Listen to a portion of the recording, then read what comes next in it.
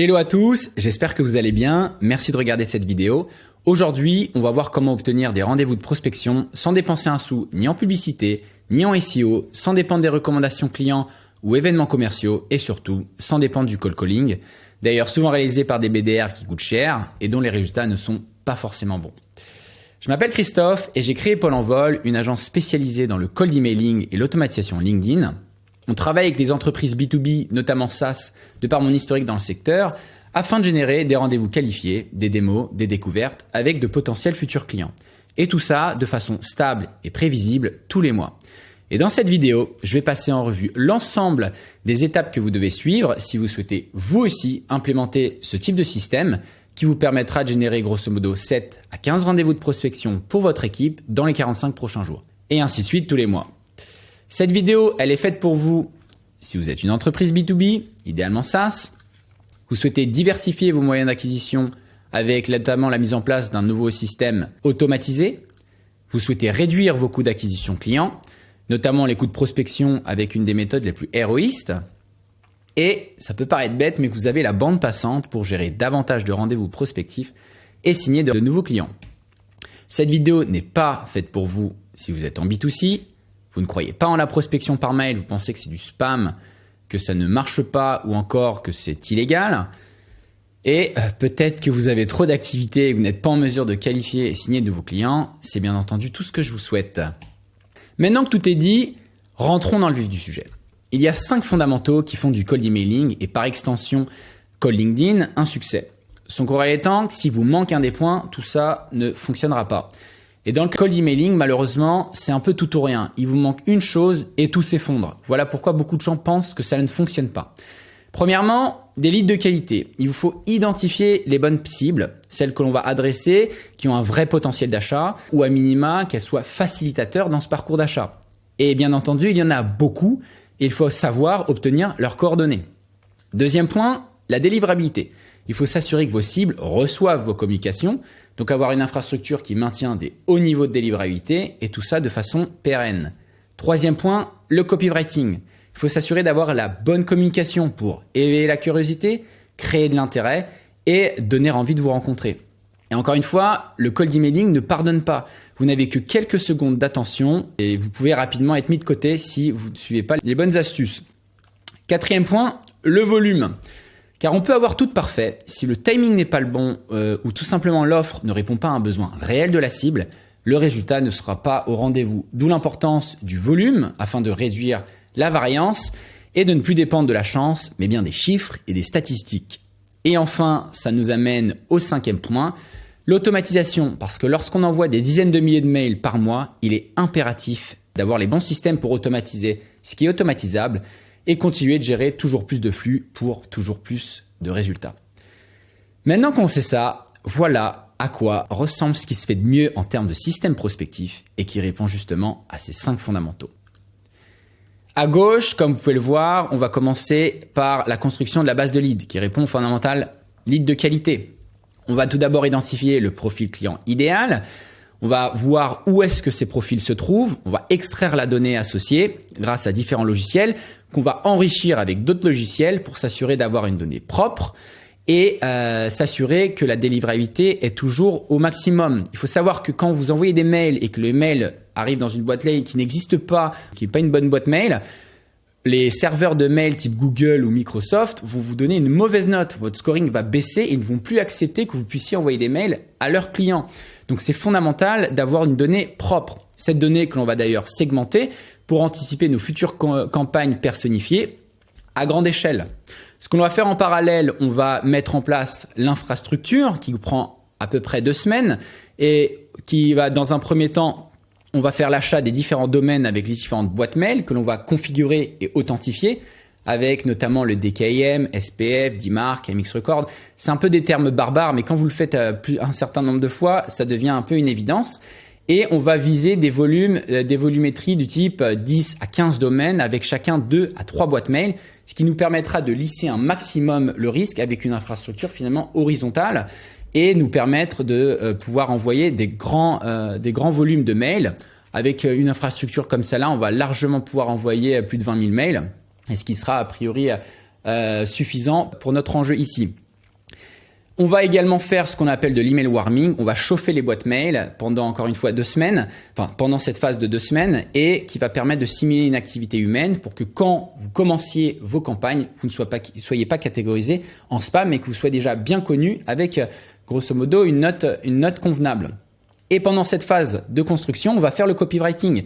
Il y a beaucoup de choses à respecter dans le copywriting, et là je vais vous citer, on va dire, les fondamentaux. Il va falloir attirer l'attention, apporter quasi systématiquement de la valeur, être clair et concis, moins de 25 secondes de lecture idéalement, ne pas avoir de mots qui déclenchent du spam. Donc on a des logiciels pour ça qui vont identifier si des mots sont à risque, avoir un CTA adapté, un call to action systématiquement, et les meilleurs étant les CTA de valeur, j'aurai peut-être l'occasion d'en reparler par la suite, et utiliser au maximum la personnification.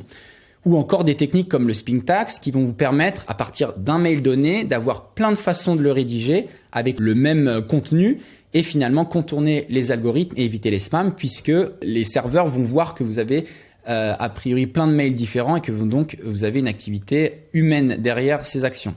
À partir de là, on met tout ça en musique, et une pratique intéressante selon moi, c'est justement d'utiliser LinkedIn sur les profils dont on n'aurait pas réussi à obtenir les coordonnées mail. Et tout le reste avec le cold emailing. Selon moi, 4 est un sweet spot entre envoyer suffisamment de mails pour créer de l'intérêt et apporter de la valeur, mais ne pas trop en envoyer pour ne pas ennuyer peut-être votre cible, et surtout garder votre capacité d'envoi de mails pour d'autres clients qui pourraient être intéressés. Bien entendu, tout au long de cette séquence, s'il y a une réponse, la séquence s'arrête. Et toutes ces réponses vont être catégorisées dans un endroit. Et c'est justement ça qui nous amène à la 3e étape, l'automatisation. Enfin, d'ailleurs, la 4e étape, l'automatisation. On va avoir beaucoup de réponses comme vous l'imaginez. Et il va falloir catégoriser toutes ces informations. On va s'appuyer sur l'intelligence artificielle ou alors des assistants virtuels dans les cas un peu plus complexes pour justement catégoriser toutes ces données. Il y a 3 grandes typologies de réponses. On va avoir d'une part les réponses neutres, pour les personnes qui sont hors du bureau ou qui nous recommandent de contacter une autre personne. Donc ces personnes, on va les remettre dans une autre séquence, soit directement pour un autre contact, soit après 2 semaines pour attendre par exemple qu'elles reviennent au bureau. Deuxième cas de figure, les personnes qui ne sont pas intéressées. Donc encore une fois, on va arrêter la séquence, on va prendre le profil qu'on va ajouter dans une liste d'exclusion pour être certain de ne pas les relancer dans les 9 prochains mois. Et enfin, les réponses positives où on va dans certains cas apporter des réponses complémentaires, gérer les objections. Tout ça avec d'ailleurs des sous-séquences ou des templates qui vont nous permettre d'adresser ces sujets-là rapidement, et derrière avoir des meetings planifiés. Et bien entendu des signatures, mais ce dernier point, c'est à vous de jouer. Concernant les volumes et quelques chiffres pour vous donner des ordres de grandeur, comme je vous l'ai dit, on va être en mesure d'envoyer au moins 16 000 emails par mois, ce qui me paraît un bon chiffre. On va dans ce cas de figure pouvoir adresser au moins 4000 contacts. Là, en réalité, vous allez pouvoir en adresser bien plus parce qu'une séquence va s'arrêter dès le 2e ou le 3e mail. Et par ailleurs, j'ai pas pris en compte tous les messages LinkedIn, donc vous êtes en capacité d'adresser bien plus que 4000 contacts. Sur ces 4000 contacts, on va considérer entre 15 et 30% de réponses, ce qui se fait de manière assez classique, ce qui représente 600 à 1200 réponses. Sur ces réponses, 5% de réponses positives, donc 30 à 60 réponses positives. 9 à 18 rendez-vous planifiés avec un taux de booking à 30%. Et on le sait, comment ça se passe dans le business, il y a parfois des no-shows. J'ai pris volontairement un taux de no-show assez élevé pour finalement sécuriser 7 à 15 rendez-vous par mois, tous les mois pour l'équipe. Donc voilà, vous savez tout. Si vous avez regardé cette vidéo jusqu'à la fin et que vous mettez en œuvre tout ce que je vous ai présenté ici, vous serez en mesure d'obtenir des résultats similaires. Bien entendu, la mise en place d'un tel processus prend un certain temps, initialement entre 20 et 30 heures pour la mise en place du système. Je parle pour des personnes qui ont l'expertise et qui ont déjà fait ce type de projet. Et une fois en place, il faut encore tester et optimiser pour répondre au mieux aux 5 fondamentaux dont je vous ai parlé. On parle notamment du A/B testing pour faire de l'optimisation et voir par exemple quelle campagne fonctionne le mieux. Ce qui signifie qu'en réalité, il est fort probable que vous passiez 3 mois, 6 mois, voire même plus en fait, à tester différentes choses afin de trouver la bonne formule. Voilà pourquoi, et c'est ce que je recommande d'un point de vue ROI, et pour vous éviter bien des maux de tête, vous pouvez travailler avec nous afin que l'on vous construise tout ce système et que vous puissiez bénéficier des résultats dès les premiers jours. Tout ça avec quasi aucune action de votre côté, si ce n'est peut-être en phase d'implémentation, on vous posera quelques questions et ainsi maximiser les résultats le plus rapidement possible.